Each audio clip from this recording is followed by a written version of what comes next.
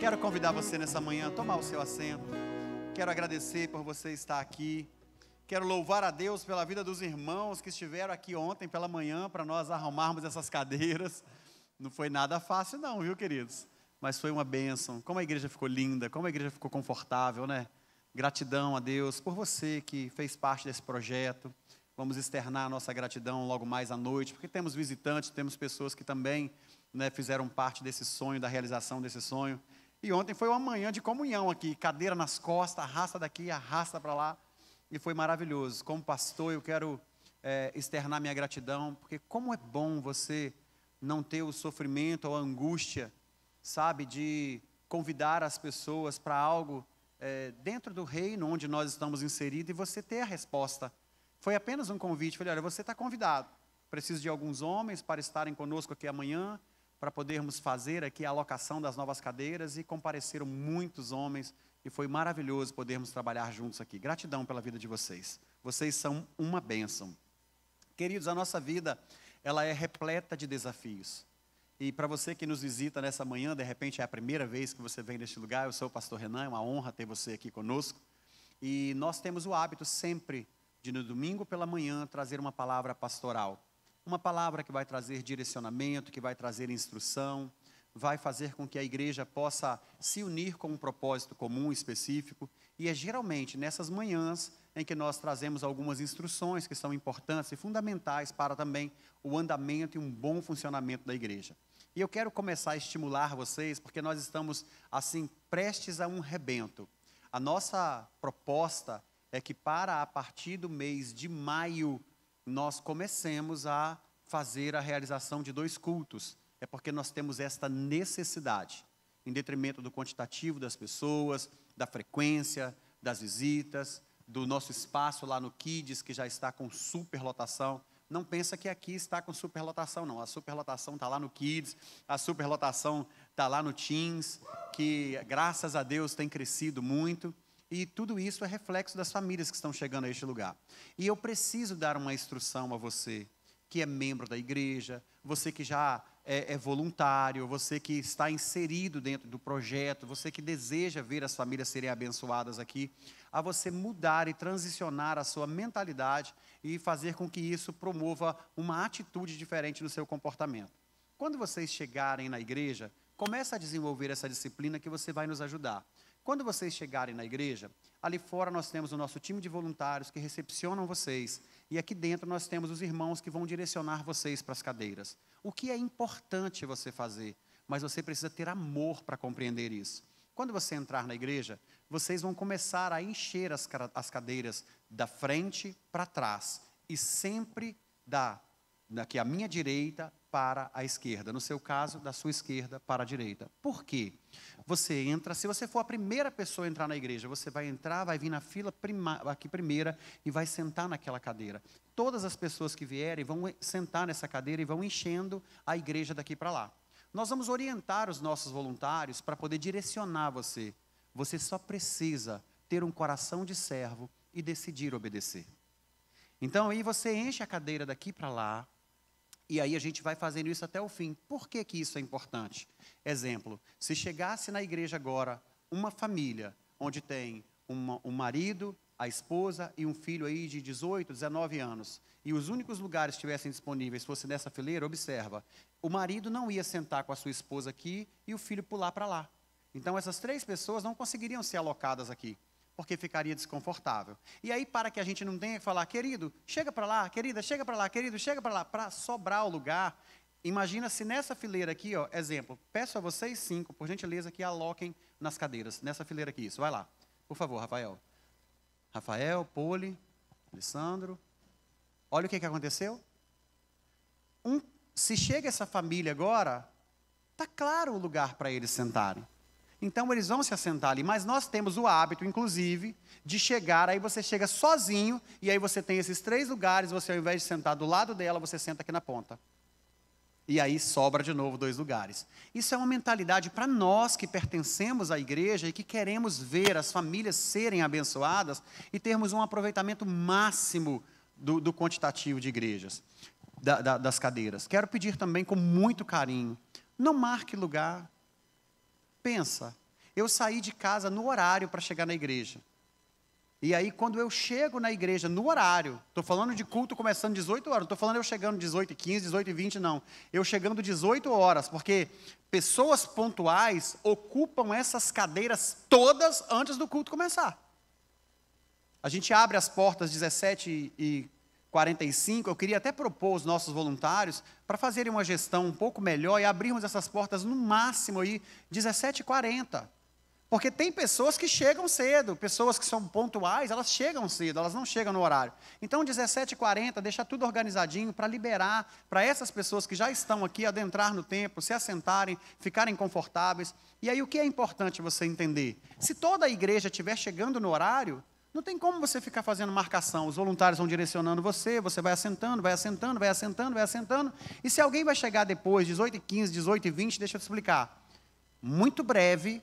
Quando essa pessoa chega às 18h20, você pode até reservar o lugar para ela. Ela não vai passar pelas portas, porque a igreja vai estar fechada, a sessão já vai ter começado. E a gente tem que mudar a nossa mentalidade, isso é saudável. Então entenda isso, você pode, olha, eu fico muito grato, se porventura você olha para mim e fala assim, o pastor é louco, o pastor é doido, o pastor tem uns negócios, deixa eu te falar, nós estamos aqui para ser referência para o mundo. Nós estamos aqui para ser luz, não é porque as pessoas fazem assim, diferente, que nós vamos nos manter assim. Nossa mentalidade está sendo transicionada. Então muda a sua rotina. Aprenda a fazer isso. Se hoje você não conseguiu, veja onde foi que você errou. E amanhã você faz diferente. Se ainda não deu certo, faz diferente. Até você conseguir. Às vezes nós permanecemos nos mesmos erros, nos mesmos, maus hábitos, porque não nos permitimos ser transicionados. E aí, pensando sobre isso, nós vamos trazer uma palavra também que vai fazer você entender por que eu não me canso de falar das mesmas coisas. Porque eu tenho esperança. Eu não tenho esperança baseada no que eu estou vendo. Eu tenho esperança naquilo que ainda não aconteceu, mas eu creio que eu verei. Eu verei uma igreja disciplinada, uma igreja diligente, uma igreja com postura, uma igreja que influencia, uma igreja que é repleta de amor, uma igreja que sai da sua casa com o intuito de vir adorar a Deus. Queridos, eu não estou vivendo a realidade do dia de hoje e me esquecendo do passado. Porque eu me lembro de quando nós éramos ainda umas 60, 70 pessoas e nós sentávamos nos bancos. E aí o diácono vinha e falava assim, querido, você pode dar lugar para uma pessoa que chegou, um visitante? E aí nós nos levantávamos com a Bíblia e íamos para fora do templo. Mas não é para ficar conversando lá nos corredores. Não, a gente não ficava conversando lá nos corredores. Nós íamos para a janela da igreja e ficávamos na janela olhando o apóstolo pregar. Rapaz, glória a Deus, né? 2, 3 cabecinhas assim. As janelas todas ocupadas e a gente ali. Mas não é conversando, participando do culto. A gente não conseguia entrar no anfiteatro, nós estávamos literalmente no ar, na parte exterior. Uma igreja dentro e uma igreja fora. E nós aprendemos isso. E como foi bom dar lugar para o Fabrício Corradini, que quando ele chegou aqui, eu dei lugar para ele algumas vezes. Eu não sei para quem mais, mas quantas pessoas me deram lugar. Então a gente entender isso. Mas não adianta você pensar assim, eu vou dar o lugar e eu vou me perder. Não, você pode participar de outra maneira. Então quando eu vejo essa realidade hoje, eu anseio ver uma igreja que dá lugar para o Espírito Santo, oferece o seu lugar para que os outros cresçam, para que os outros possam, desenvolver na fé. Então esses são processos que a gente precisa ter na estruturação do nosso caráter. E quando nós falamos dos desafios da nossa vida, todos nós temos sonhos, temos planos, temos projetos, coisas que nós desejamos conquistar, coisas que nós trabalhamos todos os dias. Quem sabe, todos os dias você está trabalhando para uma conquista, você está buscando algo. Às vezes é o sonho de uma formação acadêmica, às vezes é o sonho de um casamento, às vezes é o sonho de, quem sabe, ter o seu próprio negócio, o sonho de um filho, o sonho de ser um empresário, o sonho de fazer uma viagem com a sua família, o sonho de comprar e conquistar a tão sonhada, é redundante, mas o desejo de conquistar a tão sonhada casa própria, ter o seu carro, quem sabe a sua bicicleta para ir trabalhar, ou a sua moto. São sonhos, e é maravilhoso nós vivermos a realização dessas conquistas. Essas coisas nos impulsionam para frente, mas a vida também, ela é repleta de percalços, de altos e baixos. Tem o dia da perda.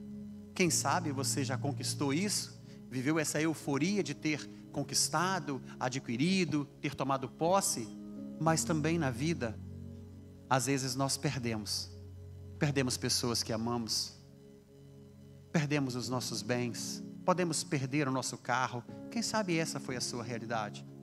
Podemos perder um emprego, podemos perder o dinheiro, podemos perder a saúde, podemos perder pessoas, podemos perder relacionamentos, podemos perder muitas coisas.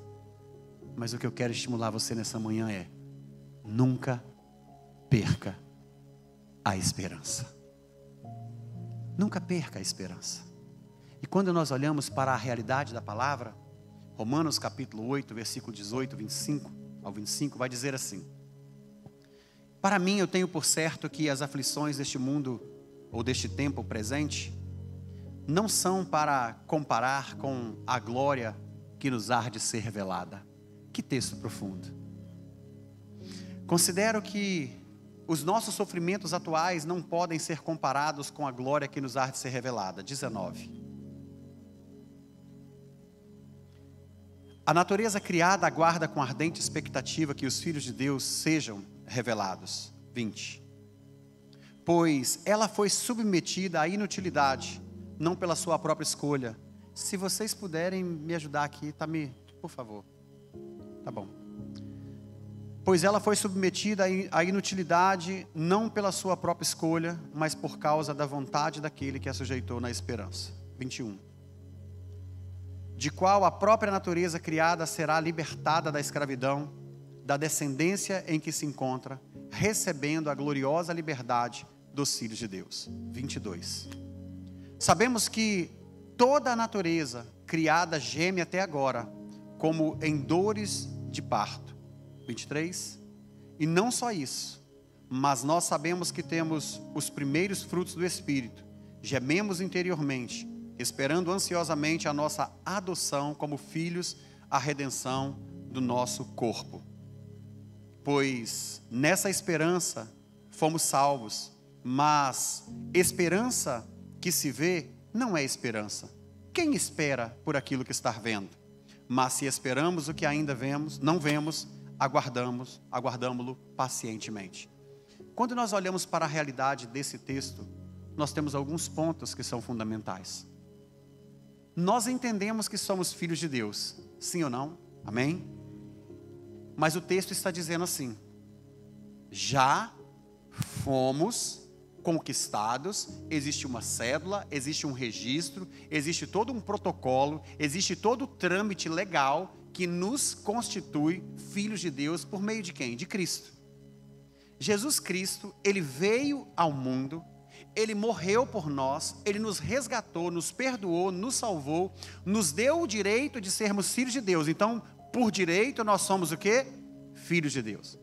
Mas deixa eu te falar só uma coisinha. Existe um detalhe que o cristão precisa ficar atento. Isso é muito sério. Eu e você, nós somos filhos de Deus. Mas o que esse texto está dizendo é que nós aguardamos o tempo em que essa adoção vai ser concretizada, que é quando nós vamos entrar pela primeira vez na nossa casa celestial. Nós somos filhos que passamos pelo processo, mas ainda não fomos acolhidos na nossa morada celestial. Então nós temos essa expectativa da conclusão desse processo de adoção. É como como aquele menino que é resgatado do orfanato, aquela orfandade que é retirado da rua pelo abandono, mas em algum momento adentra no seu novo lar. Todo o processo, tudo o que era necessário para sermos filhos por adoção já está em curso. mas falta a conclusão, adentrarmos na nossa morada celestial. E quando o apóstolo Paulo escreve aos Romanos, ele fala assim, mas pois a esperança, nessa esperança em que nós somos salvos, no versículo 24, aí ele fala assim, mas a esperança que se vê, não é esperança. Como você pode esperar por algo que você está vendo? É como se você me falasse assim, pastor, o que o senhor está fazendo? Eu estou na esperança de que o Renanzinho vai chegar. Não é, pastor, mas ele já está aqui. Como o senhor pode esperar por algo que já está aqui? Que já aconteceu?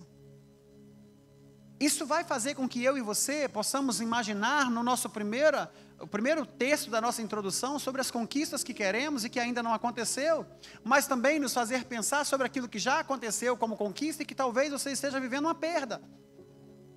Quando nós olhamos para essa verdade e pensarmos sobre isso, dizer para a pessoa que está do nosso lado, não perca a esperança, porque aí do seu lado, quem sabe na sua frente, atrás de você, quem sabe lá na sua casa, quem sabe alguém que está nos assistindo agora através da web, está com a sua esperança, sabe, por um fio, está desesperançoso, está desesperançosa, porque as circunstâncias, as situações estão dizendo o contrário daquilo que eles estão buscando.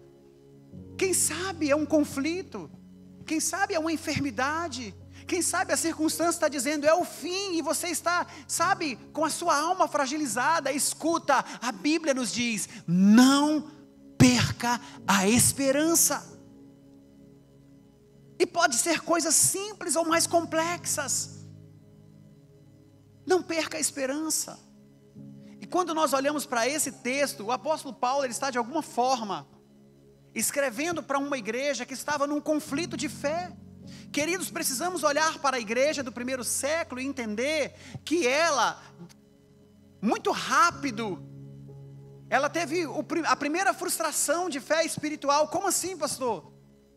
É porque o imediatismo da nossa humanidade, como nós somos, pensa nisso, nós somos limitados. Se vivermos aos 100 anos, teremos de fato longevidade, mas muitos perecem, muitos jovens. Em no mínimo 100 anos, uma nova geração começa.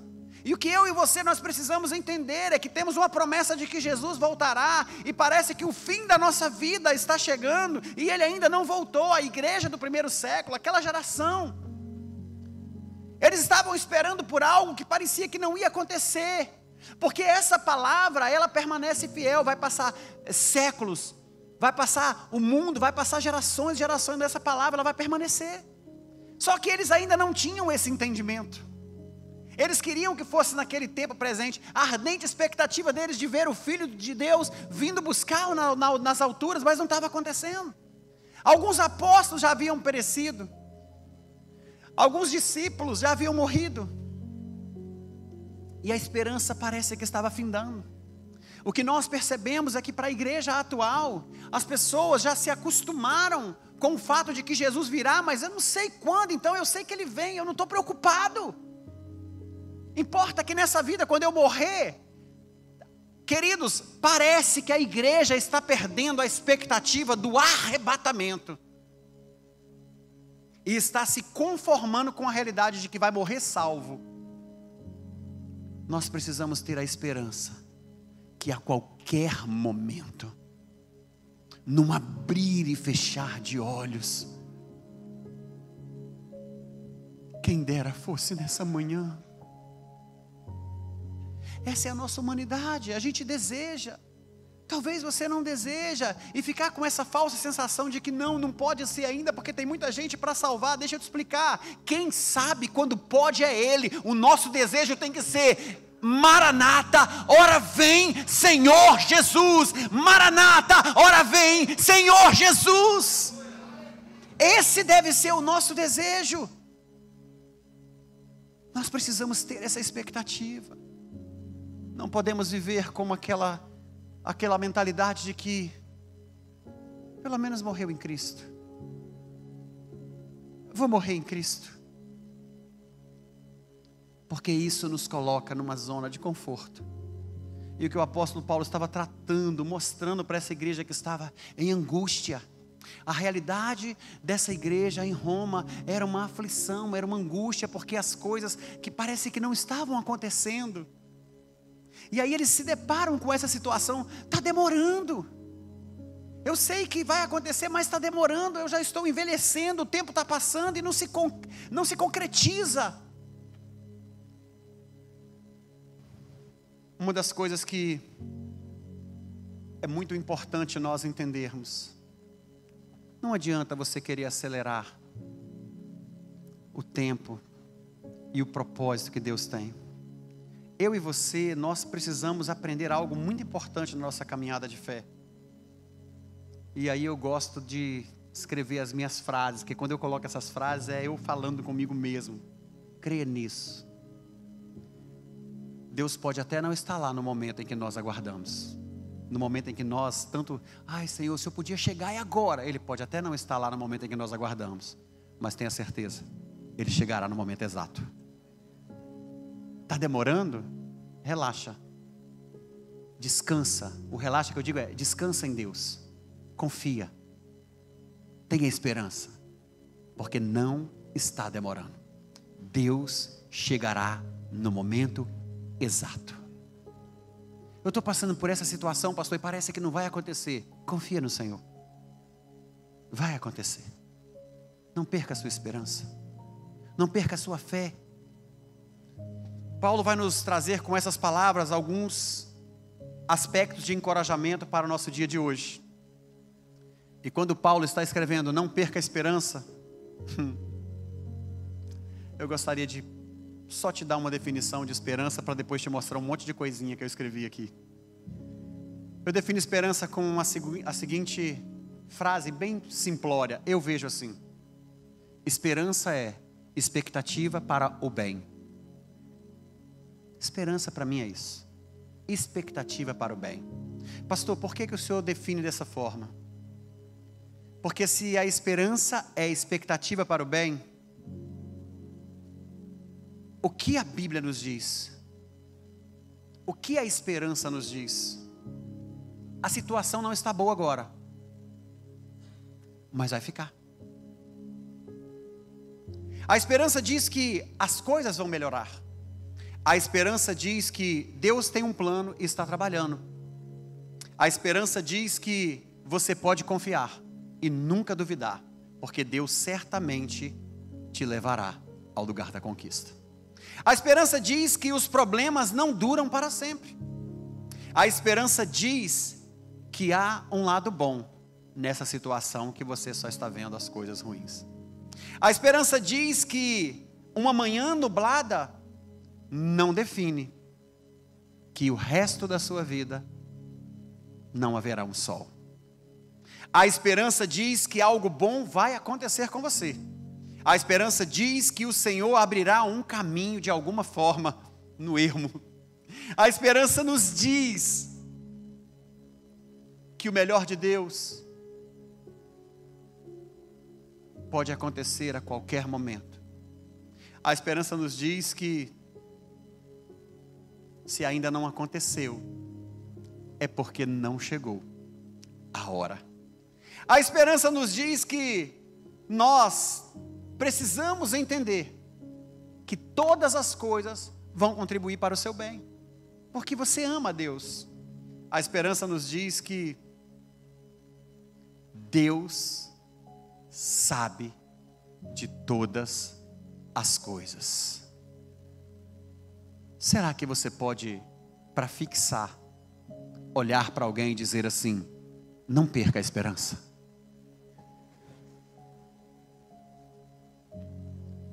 Não perca a esperança. Eu não sei qual é a realidade. Eu não sei o que você está vivendo, qual é a sua angústia, qual é a sua aflição, qual é a sua euforia. Mas eu quero lhe dar um ponto que é crucial, fundamental e suficiente para você não perder a sua esperança. Quando você sair daqui, quando você voltar para a sua realidade, quando você voltar para o seu dia a dia, quando você tiver que encarar isso lá fora. O Senhor Jesus, Ele vai nos dizer no Evangelho de João, no capítulo 14, versículos 6 e 7, o seguinte: Eu sou o caminho, a verdade e a vida. Ninguém vem ao Pai senão por mim. E se vocês realmente me conhecessem, conheceriam também o meu Pai. Já agora vocês o conhecem e têm visto.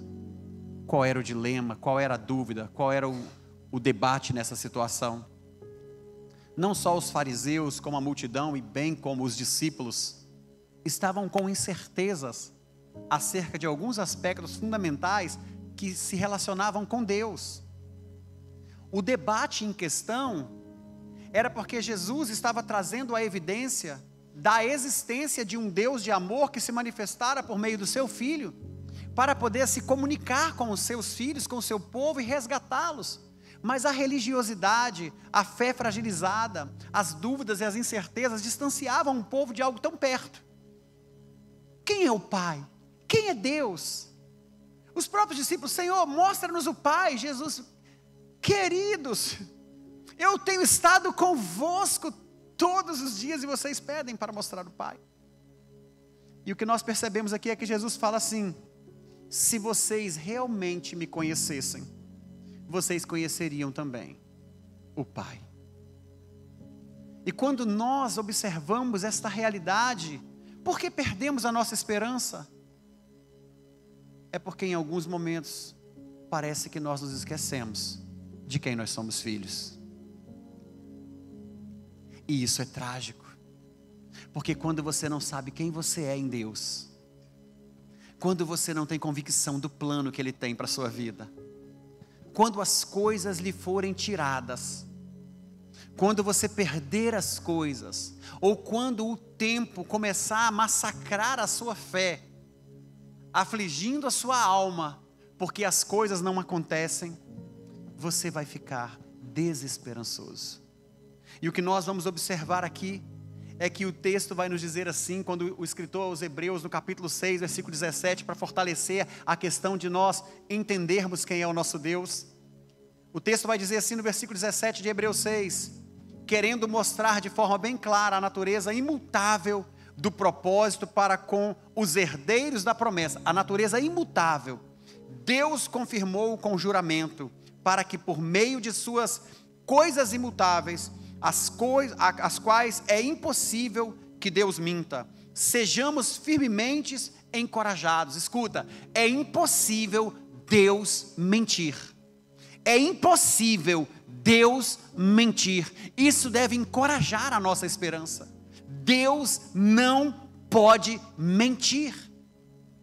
Nós que nos refugiamos nele para tomar posse da esperança, a nós proposta, temos essa esperança como âncora para a nossa alma, firme e segura, a qual adentra o santuário interior por detrás do véu.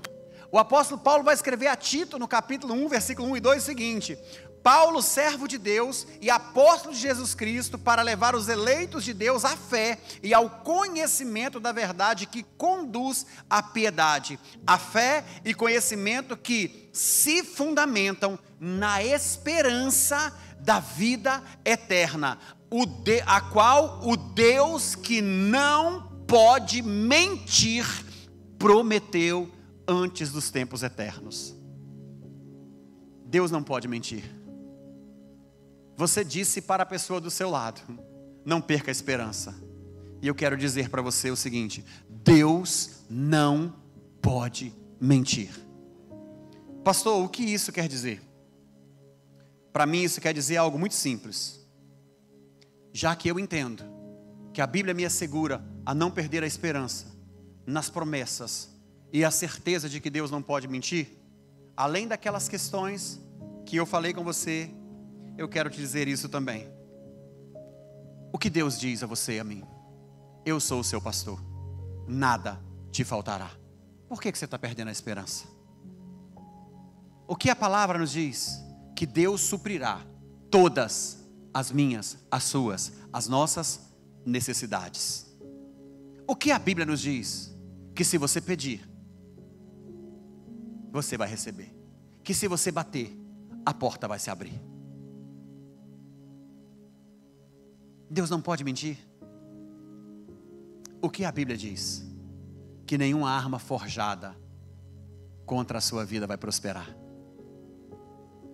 E é tão lindo porque esse texto traz uma reflexão de alguém pode até pegar a arma e forjar fogo, porrada, água fria, fogo, pancada, água fria, fogo, afiar, preparar uma arma habilitada para te abater, uma arma preparada para te derrotar e para te vencer. Aí o Senhor fala assim: nenhuma arma forjada contra mim há de prosperar. Nenhuma arma forjada contra você vai prosperar. Porque eu não vou perder a minha esperança, porque a Bíblia nos diz que Ele manterá em perfeita paz. E se você mantiver a sua fé nele, a sua mente nele, você vai desfrutar disso. A Bíblia vai nos dizer que nós podemos confiar tanto, que se nós buscarmos em primeiro lugar o seu reino, todas as demais coisas nos seriam acrescentadas. O sábio Salomão disse: eu fui moço e agora sou velho, e eu nunca vi o justo mendigar o pão. Eu nunca vi ele abandonado, nem a sua descendência. Queridos, eu não sei qual é a realidade que você está vivendo agora, mas isso é o presente.